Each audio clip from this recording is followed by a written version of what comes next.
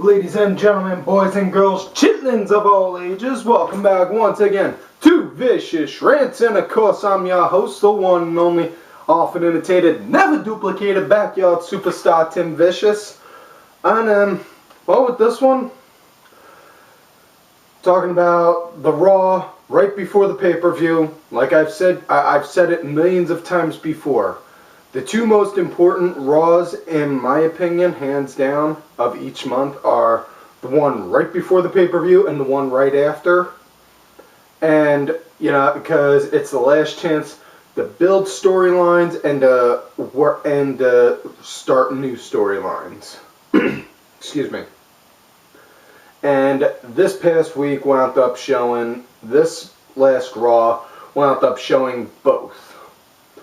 Started out with Punk walking down to the ring, and it was a little different. It was a little different.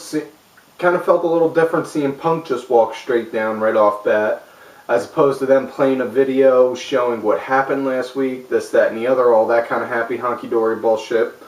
But anyways, Punk came down talking about predictability, that he knew last week it was going to be a trap, and that, well, he got beat up, he knew that, but you know what? He didn't care, he did it anyway. And, you know, then he was saying that he was stone cold pissed, he had a whole lot of aggression he needs to take out, so he's willing to fight Ryback right here, right now. Out comes DJ Maddox. He said that one time on Raw, won't live it down. And he said Punk, beating Ryback up now is not best for business. And Punk just looked at him. Well, maybe I'll just have to take it out on someone else, basically. And out comes Big E Langston for whatever reason. Anyways, they wind up having a match, and surprisingly, it was pretty good. It wasn't like your atypical squash match or just a jobber match. You know, it was actually, Big E actually, I knew the outcome was going to be Punk winning, but Big E actually gave a good performance in that match. And, you know, I've done nothing but rip on the man since he came on the scene, but this one, tip my hat to. Anyways, next up, Kofi versus Fenn can't color coordinate, or Fenn pink shirts and brown pants don't mix, or Fenn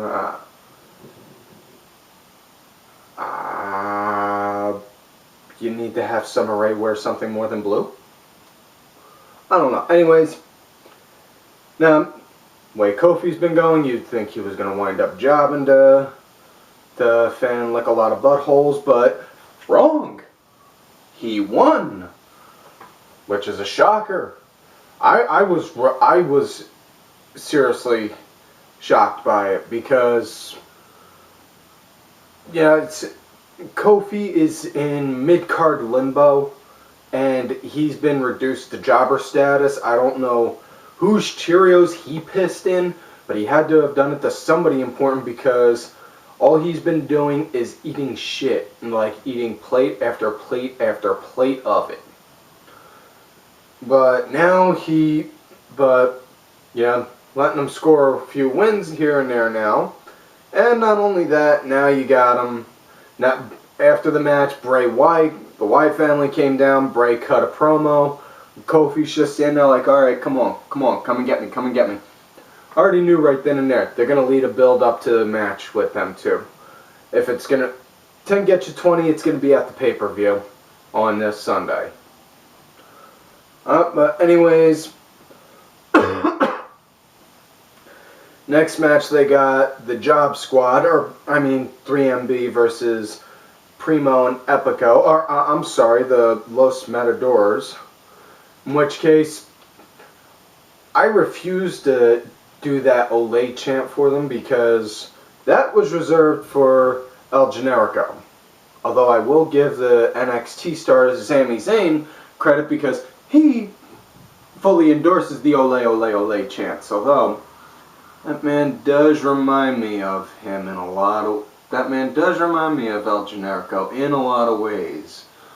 It's almost as if they were one and the same.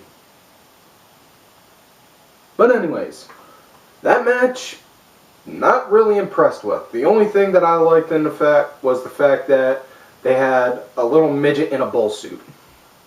That was it. Other than that, couldn't care less. Couldn't care less. Didn't like Primo and Epico when they were themselves. Don't like them now that they're pretending to be bullfighters. And for the love of God, putting a do-rag over their face and just having eye holes in it doesn't cover their identity. You know? Give some originality on how you're going to hide them. You know, but... Anyways, haven't really been talking about promos a lot because it chews up a lot of the time on the show. This one, though, do want to talk about. It's one where Hunter and Steph wind up calling out Dusty, Cody, and Goldust. And they wind up saying, you know what? You guys have been having a bit of a rough patch for a little while, so we're going to give you something. We're going to give you this. You can get, if Dustin and Cody can be Rollins and Reigns at the pay-per-view this Sunday, you guys have your job back. That sounded like a good deal. And, you know, that was what it was. That basically summed it up. Aside from the name calling between Hunter and Dusty, in which case, really, Hunter, you've really got nothing you could really rip Dusty on. Because, I mean, to the 14 and under demographic, yeah, everyone will know what you're talking about. But to all the older fans, and I'm not even saying the educated fans, because I don't like to classify myself as one of the educated fans. But, you know, if anything, I'm just a mark. I'm just like the one guy on Twitter says, just a stupid mark. That's what I am. But, you know, you go and you say that Dusty couldn't make it in Florida, he couldn't do it here, he couldn't do it there. He was, I believe memory serves, a two-time NWA champion. He was booker for WCW and wound up helping put WCW on the map when he was the booker, and he wound up actually making what's more commonly known in an in-house term as a Dusty finish, because he pioneered that, just like Jake the Snake pioneered the DDT. But, you know, that and the polka dot thing, you can't really rip on Dusty for the polka dot thing, because even though that was a punishment gimmick for whatever reason, he made that into gold. That's what it was, plain and simple. But, anyways, they did that. They cut that promo, and Dusty said, we'll do the match. I just want you let me sit in their corner. And they did. Next thing you know, the Shield wound up assaulting all of them. So, and I knew this was going to come up the second that Tripp wound up saying that he's got a business proposition for him. But anyways, next match you got is Curtis Axel versus R-Truth. Yet another jobber versing a mid-card guy. Now you would think Axel would win this one as well, but no, Truth won. In which case, right after he won, I had to actually crack open the window over here in my room and start looking outside like crazy to make sure these four guys on horses weren't flying through the air. Because, honestly, really? R-Truth being just picturing him as a top tier guy? Really? I mean, I'm not even saying like main event material or anything, but just, you know, aside from just having like one of those goofy little gimmicks that little kids like, huh? Anyways, He wound up winning against Axel. He hit the lie detector on him. And the only reason why he wound up hitting the lie detector, Punk's music played. Axel wound up looking over at the entranceway, and he was standing there like, "Come on, come on, come on! I dare you! I dare you! I dare you!" Never showed. Turned back around. R-Truth, and bam, hit him. Got the 1, 2, 3. Goes into the back, says he wants a match. They're more than likely going to book him in a match now for the Intercontinental title at the pay-per-view. They're going to need to fill the card. They've only been talking about 1 or 2 matches. So that's about it. Next up, they had one of the one Bella, the one that didn't get the boob job, versus Alicia Fox. Really could have cared less, and if anything, I am seriously pissed the frig off on how with the whole women's division anymore, because ever since this fucking reality show came on, they've broken kayfabe, and there's like, you know, there's no actual like character set anymore. It's like, you know what? Screw your in-ring persona. We're gonna make your in-ring persona actually be you. No, I'm not a fan of that. I'm not a fan of that because honestly, you could have somebody who's in the ring and be pure electric and be non-stop action 24/7. You put that, then you want to go and do that with a person. For all you know, they could be extremely boring and just sit around and read books or play PlayStation. You really want to try and make that into a gimmick? I mean, I can't stand it. It's pointless and it's stupid. And if anything, what the fuck? Since when the hell did the Bellas wind up actually going face? Really? What? All of a sudden they throw out there in the open? Yeah, she's sleeping with one of the top tier guys. Now all of a sudden she gets to be a babyface on it. That's just bullshit, you know? I don't like it. That's me, though, and I think personal lives should be personal lives. Don't throw your personal shit out into the open like that. You know, next up, they had Ryder versus Del Rio. Actual squash match. No shockers here. Know who won? The man who wins every time he goes up against Ryder. Anyways, next up you got the Shields versus the Usos and Ziggler. It was a pretty okay match. The only actual fun part was the fact that the crowd was basically chanting "We want Ziggler" through a good chunk of the match.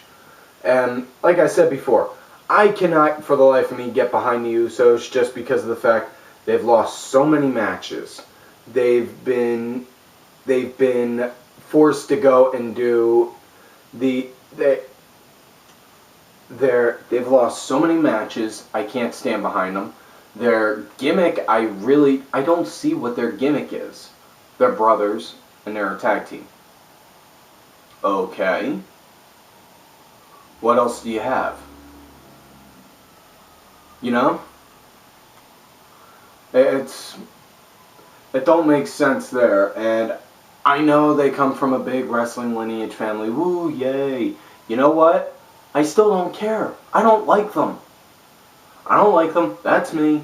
And I say all the time, when anyone starts trying to cheer for them, I just say, when you say Uso, I say jobbers. Because that's on how I see them. That's honestly, I really don't see them as big tag team name guys. Because they don't have that wow factor. They don't have that wow factor that gets people excited on tag teams, you know?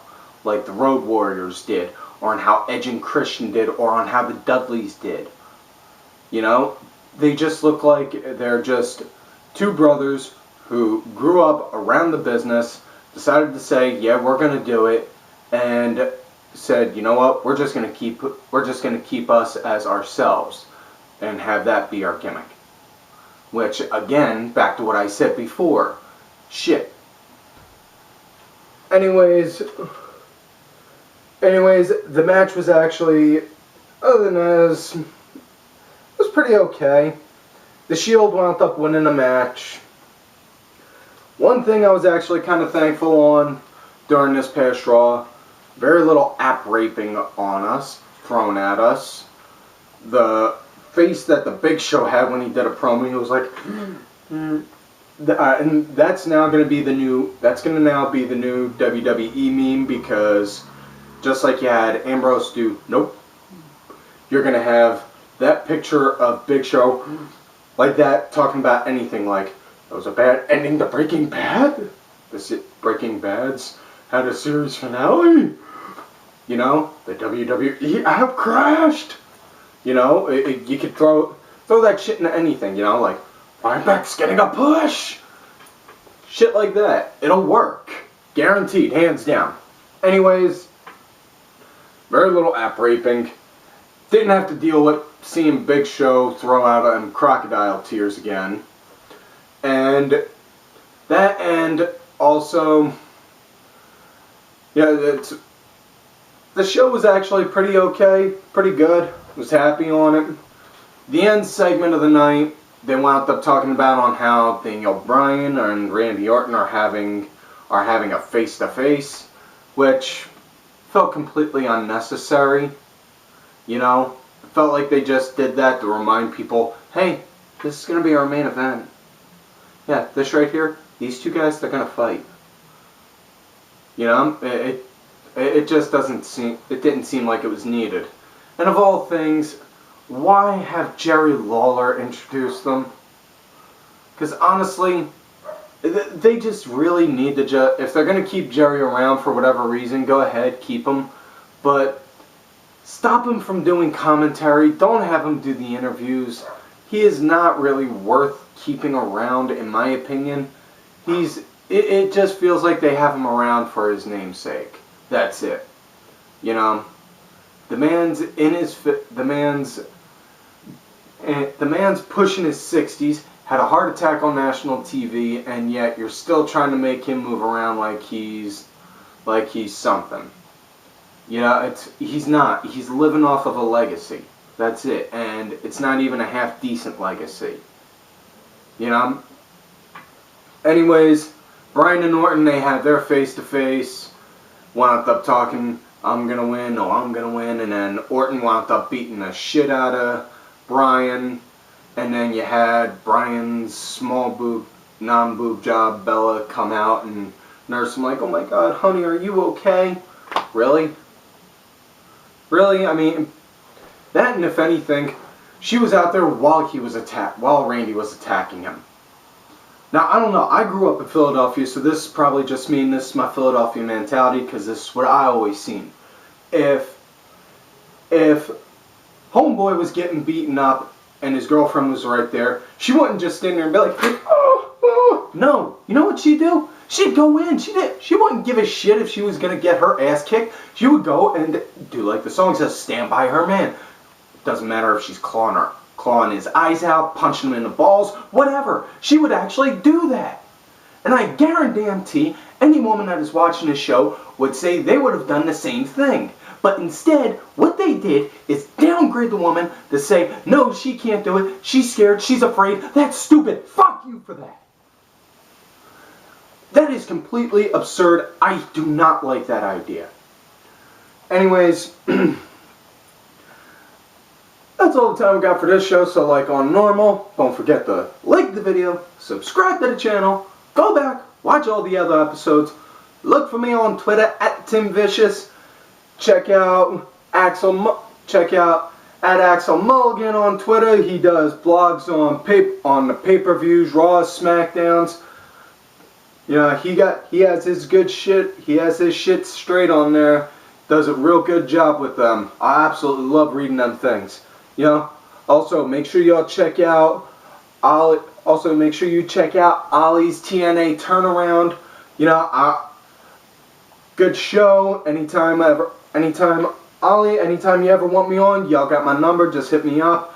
Always willing to throw down and make some always say where I see shit wrong, you know? Also, Don't forget to follow all these cool ass cats right here on Twitter, KCat26. My brother from another mother, James Steele, JX2001. That Roxy Girl _ it's V bitch. James, Roxy, and Vicky all got their own YouTube page. Make sure y'all check them out. Sorry. Monkey Morris. Meow _ Cakes. Helen Robinson 82. Jerry Soriano. Team Custom Made. Cranky Asshole. Stacy Impact W Fan. Stacy actually got rid of the other Twitter handle that I wound up saying on the last episode. She's back to the Stacy Impact W, so go with that one. Legion Lady Aaron, Legion of Nerds. Also, make sure y'all check out legionofnerds.com. And like normal, you love me great, you hate me. Fuck you.